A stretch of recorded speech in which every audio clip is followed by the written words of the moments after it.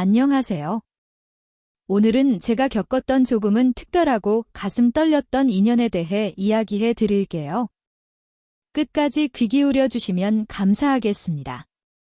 이야기 시작 전 구독과 좋아요 응원 부탁드려요. 제 이름은 이수진. 올해 64입니다.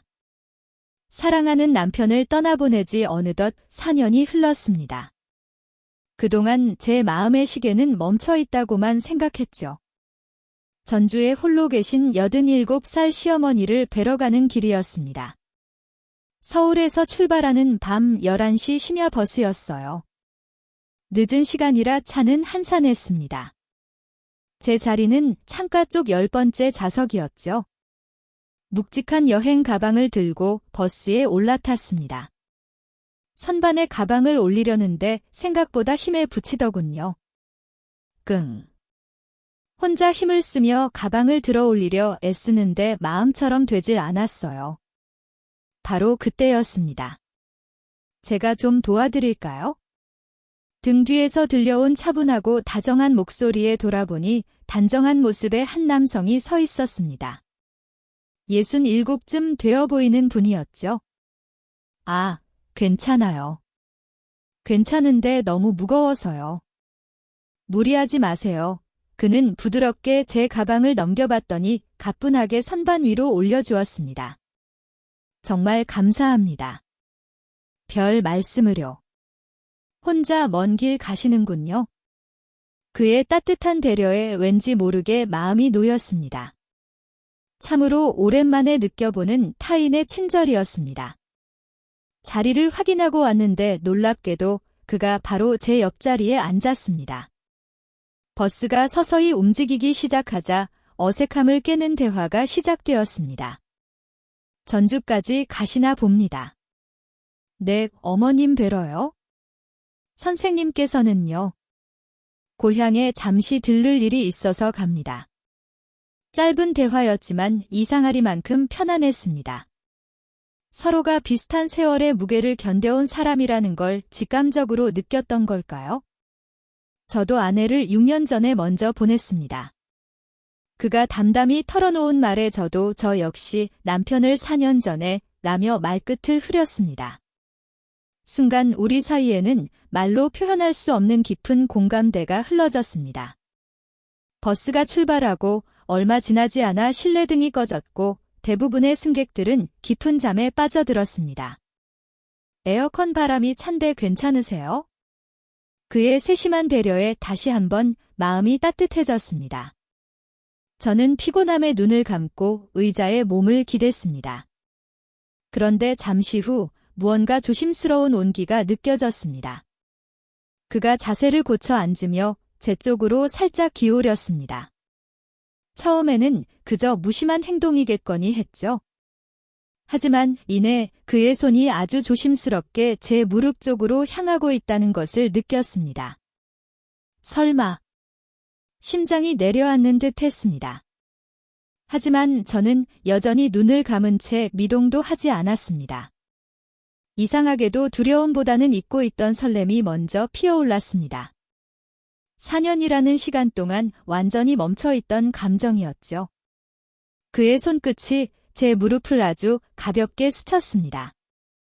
저는 숨소리마저 조심하며 잠든 척을 이어갔습니다. 그 순간 그의 나직한 목소리가 귀에 속삭이듯 들려왔습니다. 많이 힘드셨지요?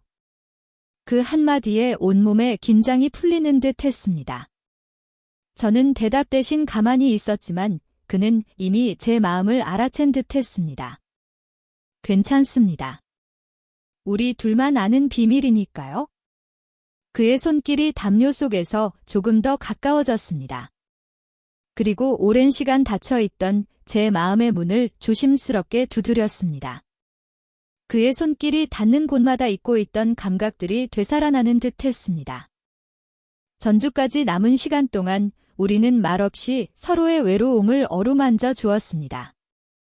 첫 번째 휴게소에 도착했을 때 저는 붉어진 얼굴을 감추려 화장실로 향했습니다. 거울 속 제 모습은 낯설면서도 어딘가 생기가 돌아 보였습니다.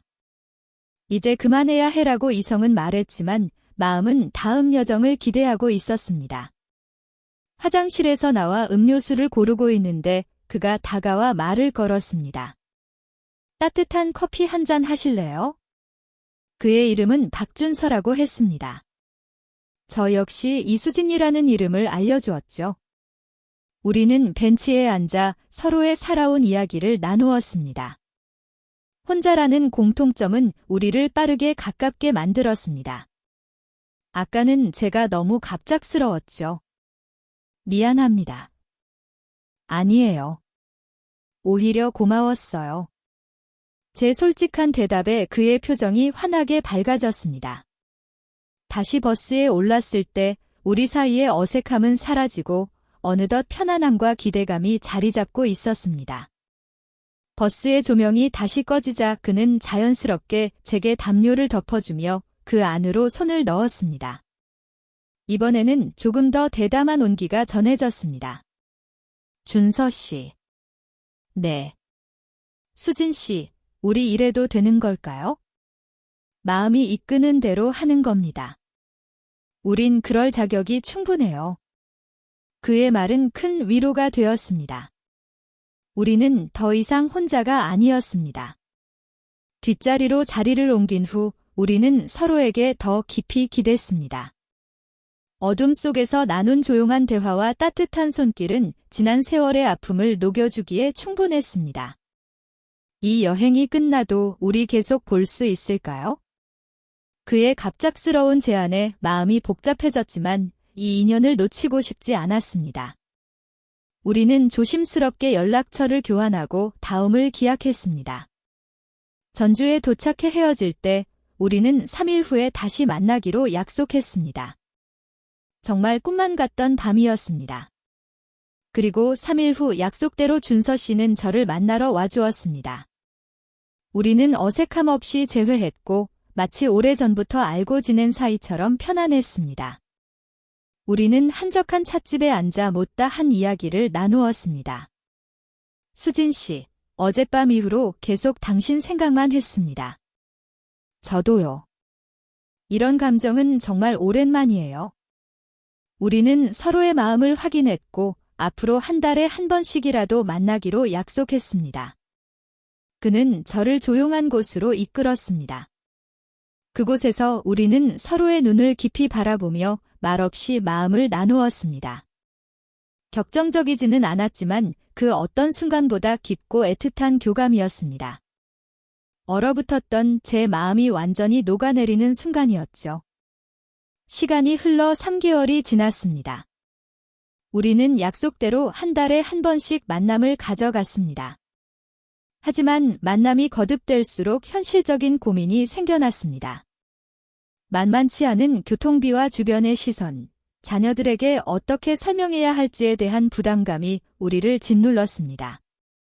결국 우리는 재혼 대신 2달에 한 번씩 서로의 안부를 묻는 편안한 친구 사이로 남기로 했습니다.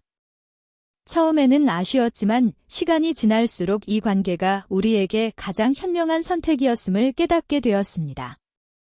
뜨거운 사랑은 아니지만 세상에 나를 이해해주고 기다려주는 사람이 있다는 사실만으로도 큰 위로가 되었습니다.